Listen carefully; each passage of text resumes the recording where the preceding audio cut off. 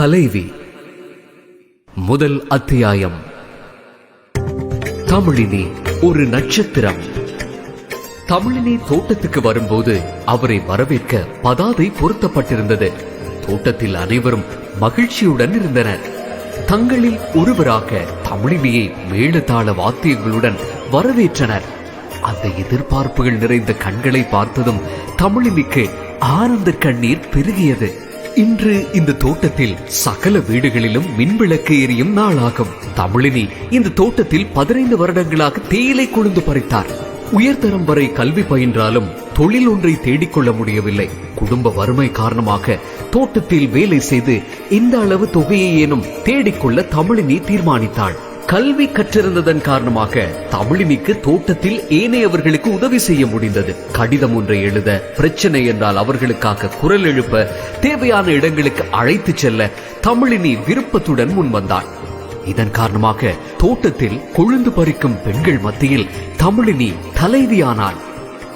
எல்லோரும் அவளை தம் மகளைப் போல நேசித்தார்கள். தோட்டத்தில் பெண்கள் படும் கஷ்டங்களை தமிழினி நன்கு அறிவாள். பல மைல் தூரம் நடந்து செல்ல வேண்டி இருந்ததையும் அவள் அறிந்திருந்தாள். வெறும் தேநீர் கோப்பை ஒன்றை அருந்திவிட்டு உறங்கிய இரவுகள் ஏராளம் என்பதையும் அவள் நன்கு அறிவாள். இந்த பெண்களுக்காக ஏதாவது செய்ய வேண்டும் எனும் உணர்வு தமிழினிக்கு இருந்தது. அவள் தோட்டத்தின் பெண் தலைவியாக நியமிக்கப்பட்டாள். தோட்ட தொழிலாளர்களின் பிரச்சனைகளுக்காக குரல் எழுப்பினாள். இந்த காலப்பகுதியில் உள்ளூராட்சி மன்றங்களுக்காக 25% பெண்கள் பிரதிநிதித்துவம் வழங்கப்பட்டது. தோட்டத்தில் உள்ளவர்களுக்காக தேர்தலில் போட்டியிடுமாறு தமிழினிக்கு அழைப்பு வலுத்தது. அவள் பெரிதும் பயந்தாள்.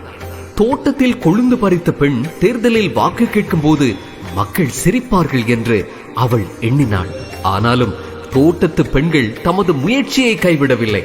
அவர்கள் தமிழினியை ஊக்குவித்தனர். இந்த சந்தர்ப்பத்திலும் அவளுடன் பக்கபலமாக இருந்தனர்.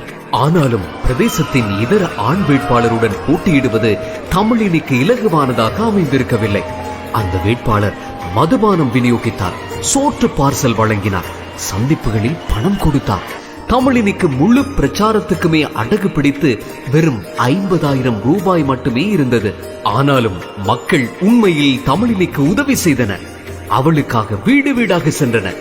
ஒவ்வொரு வீட்டாரும் தமிழினியை அன்போடு வரவேற்றனர். ஆனாலும் தேர்தலில் வெற்றியீட்டுவேன் என்ற நம்பிக்கை தமிழினிக்கு இருக்கவில்லை. இறுதி நாள் மற்றைய வேட்பாளர் தமிழினியின் வீட்டு வாசலுக்கு வந்து இவ்வாறு சொன்னார்: தேர்தல் முடிஞ்ச பிறகு என்னோட கணக்குல நஞ்சு போத்தல் ஒண்ணு தரேன் தங்கச்சி, நஞ்சு.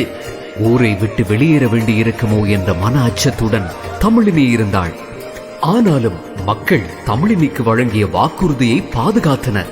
மற்ற வேட்பாளர் வழங்கிய சகல பொருட்களையும் வாங்கிக் கொண்டு தமிழினிக்கு வாக்களித்தனர். தமிழினி வெற்றியீட்டினார். அன்று தோட்டமே விழாக்கோலமாக இருந்தது. இதுவரை காலமும் அந்த பிரதேசத்தில் பெண்களுக்காக எதுவுமே இடம்பெறவில்லை. தமிழினி பெண்களுக்காக சுயதொழில் திட்டம் ஒன்றை ஆரம்பித்தார். தமிழினியின் தோட்டத்துக்கு அருகாமையில் சிங்கள கிராமம் ஒன்று காணப்பட்டது. எந்த பாகுபாடுமின்றி அந்த கிராமத்தைச் சேர்ந்தவர்களுக்கும் சுயதொழில் வாய்ப்புகளை உருவாக்கிக் கொள்ள பணத்தை பெற்றுக் கொடுத்தாள். தோட்டத்தில் பெண்கள் நடமாடும் வீதிகளுக்கு தாரிடப்பட்டது. தோட்டத்தின் கோயில் நிர்மாணிக்கப்பட்டது. கழிவறை வசதியின்றி பெண்கள் அனுபவித்த துன்பங்களை தமிழினி நன்கு அறிவாள். அவள் தோட்டத்தில் கழிவறை வசதியை ஏற்படுத்தி கொடுத்தாள்.